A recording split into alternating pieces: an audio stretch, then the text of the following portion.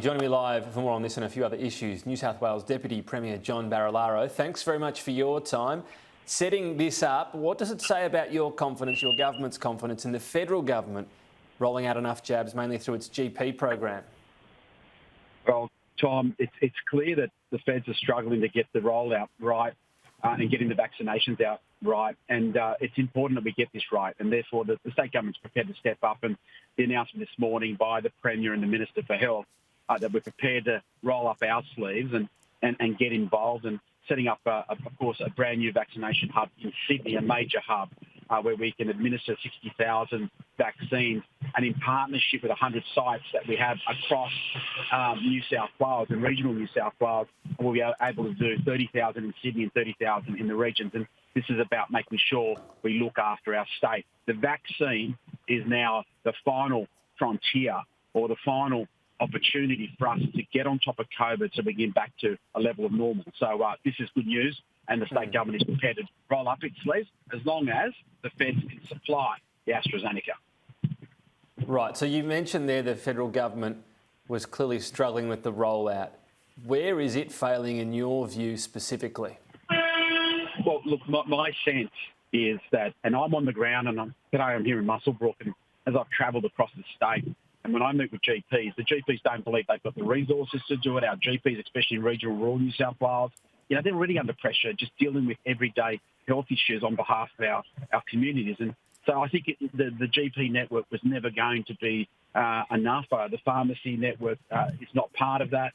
So the reality here is we've got these centres, we've got the hubs in place, we announced those. So why wouldn't you just tap into a resource that the New South Wales government has in place if it means the outcome means we can get more people vaccinated quicker? And that's where I think the New South Wales government can step up. We've been at the front of all this, at the heart of all this, so let's just get on with it.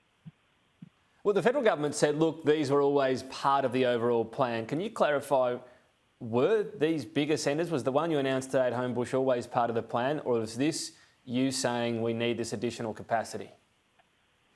Oh, look, I don't know if it was part of the plan, but all I know, I sit on the crisis committee meeting with the Premier and the Health Minister and other ministers and our health experts, and this is the plan that we've put forward. I don't want to get into argument. You must know as part of that committee as to whether or not that was always on the table or not.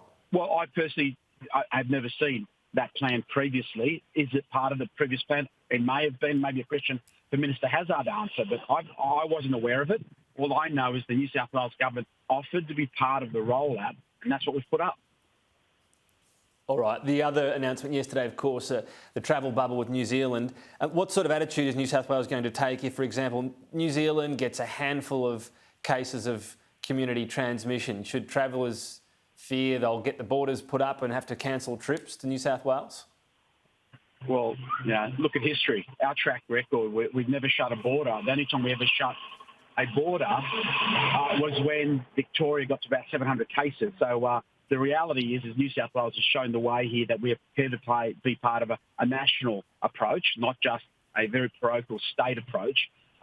The New Zealand bubble is so important for commerce, for business, for industry, for families that come together, for tourism. And we have an opportunity to do that. And this is a great opportunity with the vaccine, with quarantine controls in place, with the rollout of further vaccine, not beyond just frontline services. It really does give us an opportunity. So, again, New South Wales will have a measured and balanced approach, better than I think any other state will do. So I think we're going to try it. It's between New South Wales and New Zealand. There's been bravery on not shutting down borders, but Bluesfest was shut down after one local case. If Kiwis want to come to New South Wales for events, they might not have confidence they'll go ahead. Yeah, absolutely. I think that the worst thing you can do is shut down an event because it sends the wrong message, and what we'll find is event organisers won't take the risk going forward. But what occurred there on the eve of Easter, these things just seem to happen at the wrong time.